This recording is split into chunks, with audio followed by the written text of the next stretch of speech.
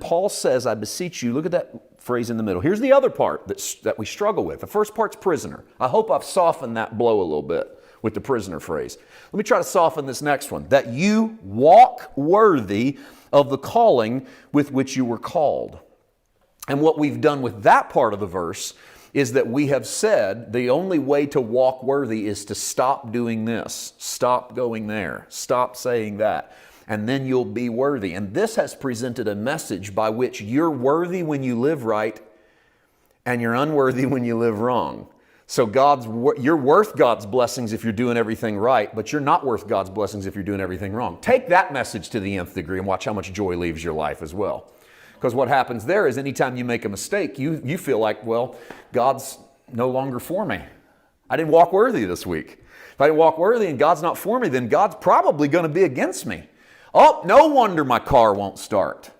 Oh, no wonder I lost my job. Oh, no wonder I can't pay my electric bill. I didn't give, I didn't go, I didn't witness. It's what I deserve. Lord, I promise I'll do better if you just fix all this stuff. And that's just this big circle. You just keep running around. You're just like a dog on the backyard, just running around on his chain, just wearing a spiritual circle out in the yard of all the, just doing all you can do, all you can do, all you can do. Fail, succeed, walk worthy, get blessed. Don't walk worthy, don't get blessed.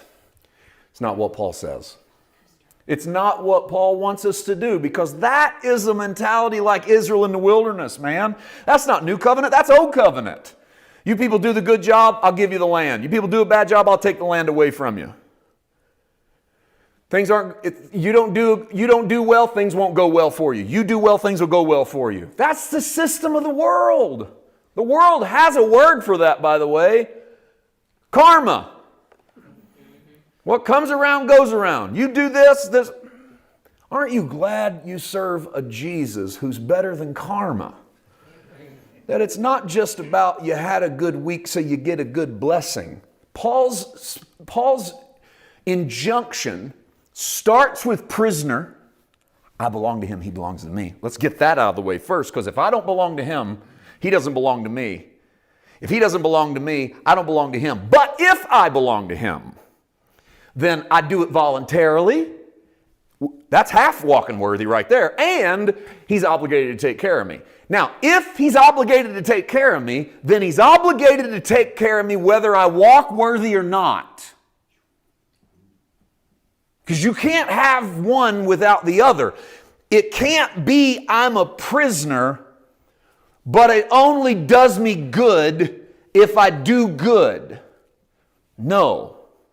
There's more to the Christian sacrifice than laying stuff down so God's good to me.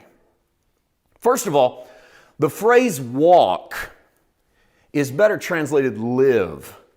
So Paul's statement is not this step-by-step journey where I got to watch my foot, how I act every day to make sure I line up with what God wants. No, live as if you are worthy. Live as if you matter. Have you ever met anyone who goes through life not with an understanding of their own value? They don't respect their own body. They don't respect their own mind. They don't respect their own place in this world. What usually happens to that? There's usually tragedy that accompanies that. You go, what? Now, if we were to take our religious message we just talked about, then the reason that person is in tragedy is because God's out to get them. God's going to show them. What if that's not it at all?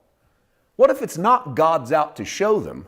What if it's whenever you walk in a manner in which you don't know who you are, you treat yourself as if you don't matter? You treat yourself as if you don't matter in your relationships. You treat yourself as if you don't matter in your self-care. You treat yourself as if you don't matter spiritually. And therefore, you believe whatever bad comes your way is exactly what you deserve.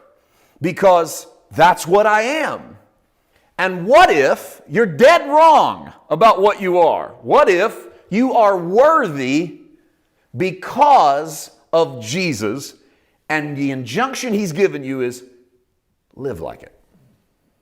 Don't live like it to get, live like it because you've got. So God's not asking through Paul for you to live so that you receive God's goodness. He's telling you to live from God's goodness. I'm living as if all of this stuff about me that he says is actually true. If it's actually true, then I'm walking that out. I'm talking that out. I'm living that out.